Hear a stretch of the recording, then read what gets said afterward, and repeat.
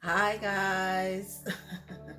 Welcome back to RT Share Tea, where respiratory therapists live out loud with me, your host, Linda Fott, the Asthma Lady. Yes, and welcome back to everybody, and hi to anybody new. Today's topic is in relations to May, still being Asthma Awareness Month. I figure we're in the middle of the month, so we might as well talk about Asthma and Allergy Awareness Month and pretty much how to be proactive during this month. So that's the topic for today. But before we talk about that, please remember to like, share, and subscribe to us on YouTube. We are on Google Podcasts every Wednesday and on Anchor every Wednesday, 6 p.m. Eastern Time. And we are also on YouTube on Thursday around the same time. It's a little sketchy, but we on every Thursday. Yes, please remember that we are growing together. I'm hoping to have some guest co-hosts coming soon. It's in the pipelines. Your girl have been extra busy. I am in demand, and it is a good problem. Okay, guys, super busy with the 1 year old podcast and jobs as is. Okay, God has been hooking me up, but anyway, things are coming. All right, so just hang in there, hang tight.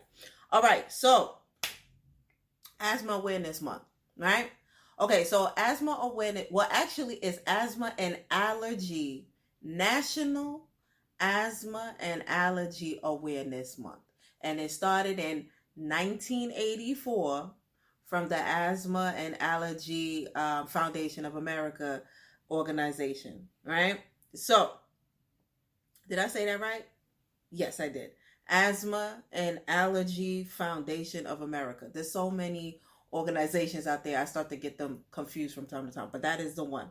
So they started National Asthma and Allergy Awareness Month in the month of May. And the reason why they chose the month of May is because May is the peak season of for asthma, for folks with asthma and allergies, to get worse. So think about it. Basically, your pollen season, folks with hay fever. So all these things start to kick in around this time, springtime and the month of May. So it just made sense to make this National Asthma and Allergy Awareness Month. So what you can do as a healthcare provider or as an educator or anybody that advocate for folks with asthma or allergies is just be as proactive as possible around this time. So the AAFA, the Asthma and Allergy Foundation of America, they have so many activities that you could do during this month. I'm not really going to mention those. You could just go to their website and see what they have every year, how to spread asthma awareness, and the activities they have surrounding the month. But for those in general who want to do this type of work, what I would tell you to do is let folks know the facts. And when I mean the facts is like stuff like folks need to know how expensive of a problem asthma and allergies are for the country. It is an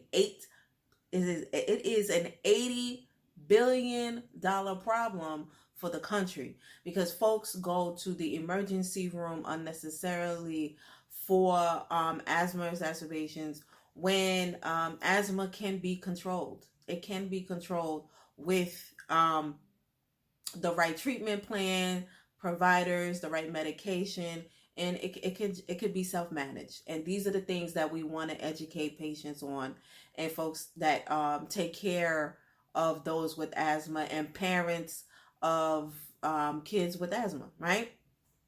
So we want to spread this type of information and let folks know that there are also disparities if in regards to fighting asthma. So there are different races that experience higher death rates and being hospitalized for asthma and allergies. And this is mainly because of lack of access to insurance, health care, education, asthma management tools. So these are, social determinants of health. Just having access to things, just having things accessible to you, right? So this is what contributes to asthma disparities, and we want to try to give everyone a chance towards asthma control, towards gaining asthma control. So during Asthma Awareness Month, we want to spread these type of education and awareness, and if we can help them, if we can link them to the resources to manage their asthma, this would be great around this time. So this would be a great time to do tabling events, um, if you have access to resources, or if you have, I specifically do not believe in just handing folks pamphlets about, you know uh, um, about awareness or about education. um, to me, that's not really being proactive. uh, it would be more like, when you're doing when you do a table display, you want to be enthusiastic about what you're talking about. You want to spit the facts. You want to be able to relate to the person. You want to be able to just show that there is so much that you can do to gain asthma control. So I'm not about the just handing someone a pamphlet and signing a sign-in sheet to show that you was out and about. I'm talking about real, like, community awareness and just being out and about and these type of things. So you can also support your local asthma program, your American Lung Association, in your region. You can also support any of the state's programs that are out there.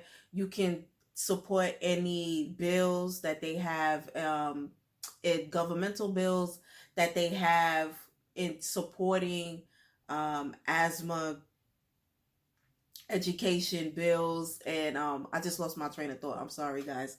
But yes, but anyway, what you would basically, you just want to support these things during Asthma Awareness Month, because what happens is, the reason why I do what I do is because I got a patient back in 2008 that was a young boy. He was 5 years old, and he unfortunately died of asthma because his grandmother thought he was playing. So, and it's something that happens often. You know what I'm saying? Because if caregivers do not know the signs and symptoms of asthma, this can be a miss. You understand? So sometimes folks really don't know what they're looking at, and this unfortunately can contribute to someone like a child. Just they could have helped the child, but they did not know what they were looking at. So understand why we have events like this, and why we want to spread education, and why we want quality asthma educators and those that believe in the work, and that they are excited to get out there and give patients what they need to manage their own asthma. So remember, asthma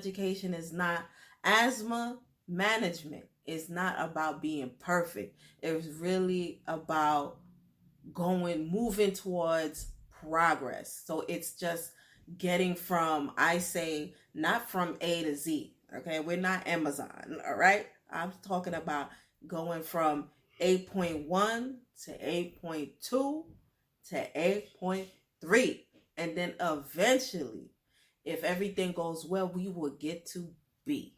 Okay, and B is a good place. Okay, because there is so much going on when it comes to gaining asthma control, and helping a lot of folks with these social determinants of health.